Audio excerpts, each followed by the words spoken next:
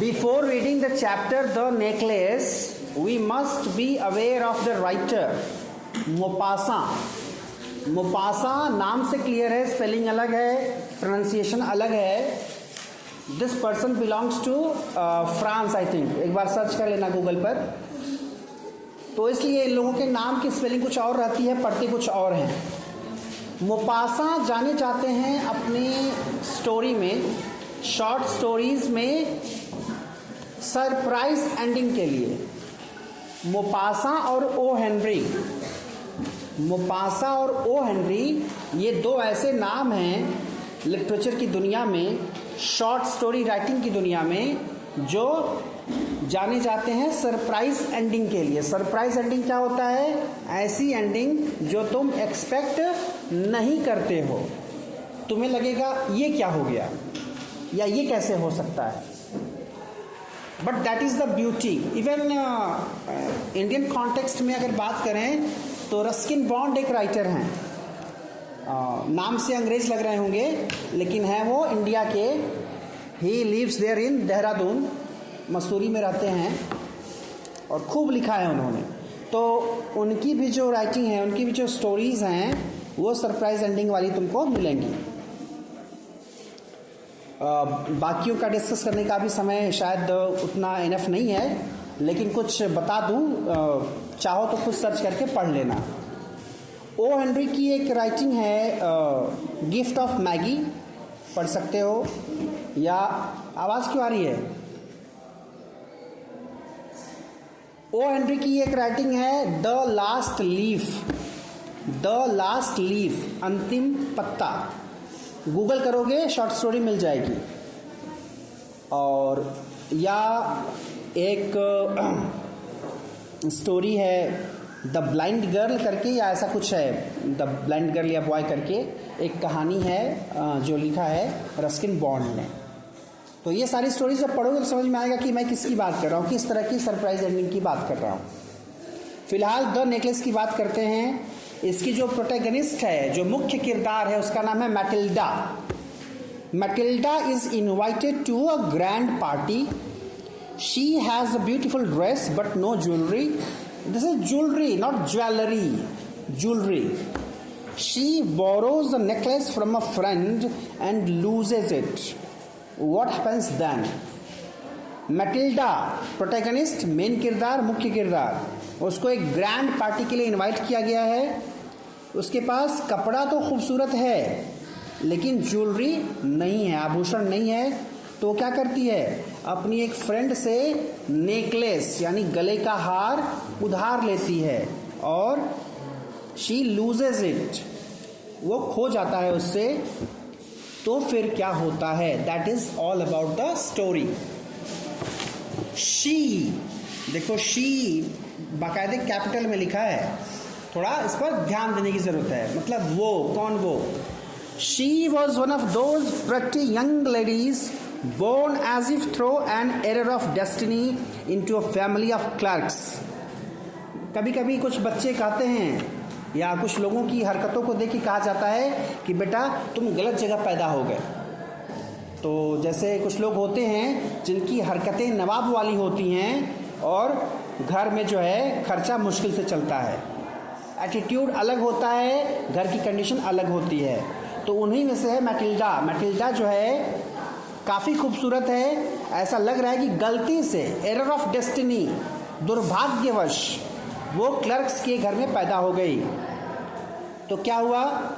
जब क्लर्क्स के घर में रहेगी तो क्या होगा? She had no dowry, no hopes, no means of becoming known, loved and married by a man either rich or distinguished, and she allowed herself to marry a petty clerk in the office of the board of education.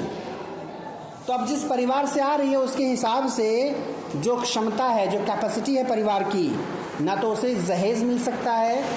जहेज अरबी भाषा का शब्द है, उसी का बिगड़ा हुआ रूप है दहेज. ठीक है? तो न तो उसे जहेज मिल सकता है, न कोई आशा है कि आने वाले समय में उसको लोग जानेंगे, न प्यार करने की कोई आशा, न ही कि कोई ऐसा इंसान मिल जाए जो क्या करे, जो उसे मतलब जो काफ़ी रिच आदमी हो, जो काफ़ी अमीर हो, उससे शादी करे। क्यों? क्योंकि समस्या ये है समाज की कि जो रिच होते हैं वो रिच ही ढूंढते हैं, रिच पुअर को नहीं ढूंढते। तो पुअर्स को बेचारों को आपस में ही काम चलाना पड़ता है। तो क्या हुआ, इसने क्या किया, क्लर्क के घर की बच्ची है तो उसने शादी भी एक क्लर्क से कर ली, और वो भी क्लर्क कौन सा, बोर्ड ऑफ एजुकेशन का। हालांकि ऑन रिकॉर्ड ये कहना गलत होगा, लेकिन सच्चाई ये है कि clerks earn more than teachers, है ना। जो बोर्ड वगैरह में क्लर्क्स होते हैं उनकी कमाई टीचर से ज़्यादा होती है। कुछ जो है बाई डिफरेंट मीन्स, अलग अलग संसाधनों से। खैर यहाँ पर ये बेचारा बोर्ड ऑफ एजुकेशन का क्लर्क है, इसका मतलब बहुत लिमिटेड है, उसकी अर्निंग जो है बहुत लिमिटेड है। तो इस तरह से she was simple but she was unhappy. तो वो सिंपल रहती थी ज़रूर, लेकिन इस बात से वो खुश नहीं थी। क्यों नहीं थी? क्योंकि वही बात, घर में पैदा होना था नवाब के, पैदा हो गई क्लर्क के घर। इसका जो एटीट्यूड है, उसकी जो पर्सनालिटी है, उसके हिसाब से शी वॉज अनहैप्पी। तो जब ये हमारे जो कई सारी चीज़ें हैं, कई सारी बातें हैं जो हमें परेशान करती हैं, हमें लगता है कि हम किसी इंसान से परेशान हो रहे हैं, हम किसी चीज़ के बिना परेशान हो रहे हैं, जबकि वो परेशानी हमारी खुद की होती है, हमारे भीतर की होती है। हमारी साइकोलॉजी हमें परेशान करती है। जैसे आई थिंक महावीर के बारे में कहा जाता है कि महावीर कहीं बैठे थे और आकर के कोई जो है तमाम गालियां बक करके चला गया उनको। वो बैठे, जैसे बैठे थे वैसे बैठे रहे। शिष्य कोई था बगल में, बोला आपको फर्क नहीं पड़ता, उल्टा बोल करके गया आपको। उन्होंने जवाब नहीं दिया। बड़े लोगों का समझाने का तरीका थोड़ा अलग होता है। पास कहीं गंदगी पड़ी तो उठा करके उसको पकड़ाने लगे। तो उसने कहा ये क्या कर रहे, सठिया गए हैं? नहीं लूँगा मैं। बोले तुमने नहीं लिया तो वो गंदगी किसके पास रह गई? मेरे पास रह गई। उसने दिया, मैंने लिया ही नहीं। उसने गाली दी, मैंने ली ही नहीं। तो गाली किसके पास रह गई? उसके पास रह गई। तो बुरा क्यों लगता है जब हम ले लेते हैं अपने ऊपर? जब हम अपने ऊपर ले लेते हैं तब हमारा खून खोल जाता है। सच्चाई ये है कि गलती हमारी है। इसका ये कतई मतलब नहीं है कि कोई कुछ बोल के चला जाए तुम चुपचाप रहो। ज्ञान की बातें अलग है, प्रैक्टिकल बातें अलग है। लेकिन ये सच है कि कोई भी जो चीज़ हमें परेशान करती है, सबसे ज़्यादा योगदान हमारी सोच का होता है। हमारी सोच। अब देखो, ये भले सिंपल घर में पैदा हुई, खूबसूरत है, वो इस बात से खुश रह सकती थी, लेकिन नहीं, खूबसूरती के साथ पैसा चाहिए। और जब वो पैसा नहीं मिलेगा तो क्या होगा? उसे गुस्सा आएगा, वो फ्रस्ट्रेटेड रहेगी। तो अब ऐसे में मतलब चौथा नहीं कि रोटी सब्जी चावल दाल की व्यवस्था है, उसके बावजूद क्या है, उसके बावजूद इतने से काम नहीं चलने वाला। हमें अपने हिसाब से ज़िंदगी चाहिए। एक उम्र में हर इंसान चाहता है कि that must be liked by each and everyone, ऐसा वो दिखे। तो ये भी नेचुरल है उसके साथ भी। लेकिन ये सारी बातें हो रही तो क्या है? She suffered incessantly. इंसेसेंटली बड़ा अच्छा वर्ड है। इंसेसेंट माने कांस्टेंट, यानी लगातार, कंटिन्यूसली वो इस बात को लेके दुखी रहती थी। Feeling her self born for all delicacies and luxuries. उसे ऐसा लगता था कि उसकी पैदाइश धरती पर बर्तन मांजने के लिए नहीं हुई। उसकी पैदाइश धरती पर जो है बढ़िया बढ़िया कॉस्मेटिक्स यूज़ करके ठीक ठाक बन ठन के रहने के लिए हुई है। लेकिन she suffered from the poverty of her apartment, the shabby walls and the worn chairs. लेकिन सच्चाई कुछ अलग है। कहाँ रह रही है? ऐसी जगह पर जहाँ की दीवार जो है एकदम धुंधली पड़ गई है, डिकलराइज हो गई है, मतलब देखने में ठीक दीवार नहीं है, और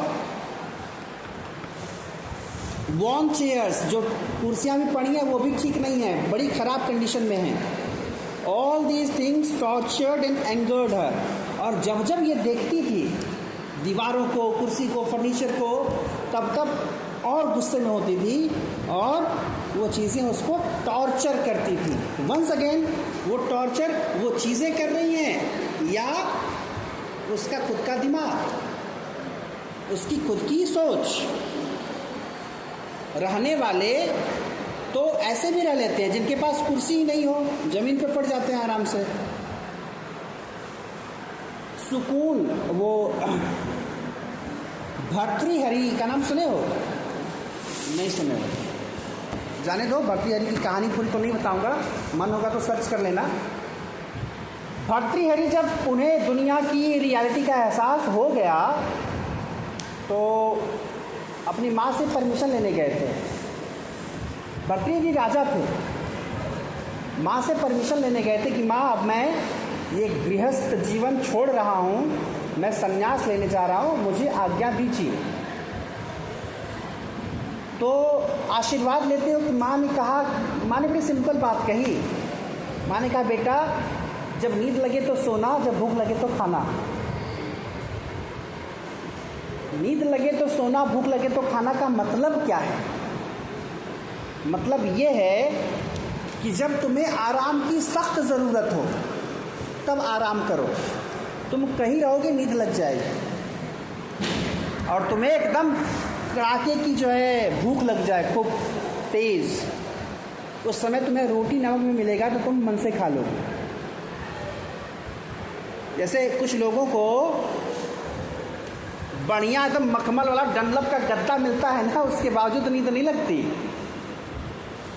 और जो खेत में काम करने वाला किसान है वो काम करते करते माटी के ढेले पे सो जाता है, नींद लग जाती है उसको। क्यों? क्योंकि वो थका हुआ है। अच्छा एक चीज़ और है, थकावट तो अपनी जगह पर है, फिजिकल कोई काम कर रहा है तो थकेगा तो सोएगा। दूसरी चीज़ ये भी है कि कोई नौकरी पेशा आदमी भी, नौकरी में काम करने वाला आदमी भी, कई बार ऐसा होता है कि तमाम सुविधाएं फिर भी नींद नहीं लगती। कहीं ना कहीं काम में ईमानदारी अगर नहीं रहेगी तो नींद नहीं लगेगी। ऐसा नहीं है कि जिसके पास सुविधाएं हैं उसको नींद नहीं लगती, उसको भी लगती हैं, लेकिन उसके लिए उसको काम अच्छे से करना होता है। तो रात में नींद अच्छी आए उसके लिए पहला इसेंशियल जो है, जो पहली ज़रूरत है वो है अपना काम मन से करो, जो काम तुम्हारा है। जैसे विद्यार्थियों का काम है पढ़ाई करना, तो यहाँ पर कुछ बच्चे पढ़ाई करने नहीं आते। अभी कल 9वीं में 2 बच्चे मिले थे मुझे पूछना पड़ा उनसे क्या करने आते हो? बोले सब पढ़ने। बोले ये पढ़ रहे हो? देख कर तुमको लग तो नहीं रहा कि तुम पढ़ने आए हो?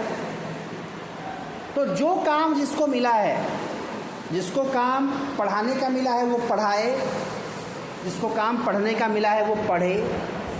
पढ़ाने की जगह पर अगर केवल भाषणबाजी चल रही है तो भी गलत है। काम अपना अगर नहीं कर रहा है कोई, केवल आकर ज्ञान दे रहा है, हाँ, तो गड़बड़ है। या जिसका जो काम है, मतलब अगर कोई जज जो है नियुक्त किया गया है सही फैसले देने के लिए, और वो क्या करे, वो सरकार के पक्ष में बोलने लगे, सरकार का जो है क्या बन जाए, माउथ पीस, तो सही गलत से कोई मतलब नहीं रह गया। जिसके पक्ष में है उसी के पक्ष में बात कहे जा रहे हैं। उस जज की नींद हराम होनी तय है, क्योंकि तुम्हारा जो कंसाइंस है ना, जो तुम्हारे भीतर का अपना विवेक है, वो तुम्हारी नींद छीन लेगा। या जब एकदम खराब हो जाओगे, एकदम बर्बाद हो जाओगे, तभी रिलैक्स रह पाओगे, तब तुम्हें फ़र्क नहीं पड़ेगा। वो जो मर्डर्स वाली बात होती है कि एक मर्डर किया तो आत्मा झिझोड़ेगी, ये क्या कर दिया, 2 किया थोड़ी और झिझोड़ेगी, तीसरे चौथे के बाद करना बंद कर देगी, उसके बाद तुम्हारी आत्मा मर जाएगी। तो जब आत्मा मर जाएगी तो कोई आवाज़ नहीं आएगी भीतर से। एक बंदा है, उसके बारे में सुना है, वो किसी को मारना होता है तो आके कहता है कल आके इसको मारेंगे, बचाना है तो बचा लेना, अगले दिन आके मार के चला जाता है। आत्मा मर चुकी है, उसे नहीं फर्क पड़ता, वो सोता भी होगा अच्छे से। तो जो नेगेटिविटी का पीक है उसमें भी वो हालत होती है, तो उसमें ये भी होगा एक समय के बाद जो है ना, वो जो इंसान है जो ऐसा करता है उसको भी कोई आएगा मार के चला जाएगा, उसको फर्क नहीं पड़ेगा, ठीक है आया गया हो गया काम खत्म, कोई दुख नहीं। क्योंकि जब आत्मा होती है तो महसूस होता है, जब वही मर गई तो फिर क्या महसूस होगा, कोई मतलब नहीं है। जो भी ऐसा करता है ऑब्वियसली उसको ये पता होता है कि एक दिन हर्ष उसका ऐसे ही होगा। एक इंटरेस्टिंग बात बताऊं, होता है ऐसा, हालांकि ऐसा होना नहीं चाहिए। जो डॉक्टर हार्ट के स्पेशलिस्ट होते हैं कभी कभी वही हार्ट अटैक से मर जाते हैं।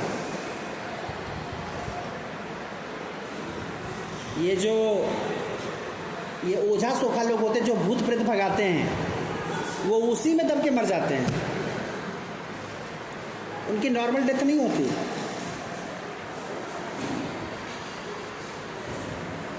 और उस दिन तो एग्जाम्पल दिया ही था 2 अक्टूबर के दिन वाला, जो ज़िंदगी भर जो है अहिंसा का पक्ष लेते रहे लोग, उनकी हत्याएं हुई। अब हत्या से बढ़कर के हिंसा क्या होगी? जिंदगी भर हिंसा नहीं करनी, हिंसा नहीं करने का जाप जपना है, और अंत में अपना अंत वैसे ही आ रहा है हिंसा के साथ। चाहे वो गांधी हो, चाहे वो मार्टिन लूथर किंग जूनियर हो, और बहुत से लोग हैं। खैर, तो बातें बहुत सारी हैं, आज कथा यही संपन्न करते हैं।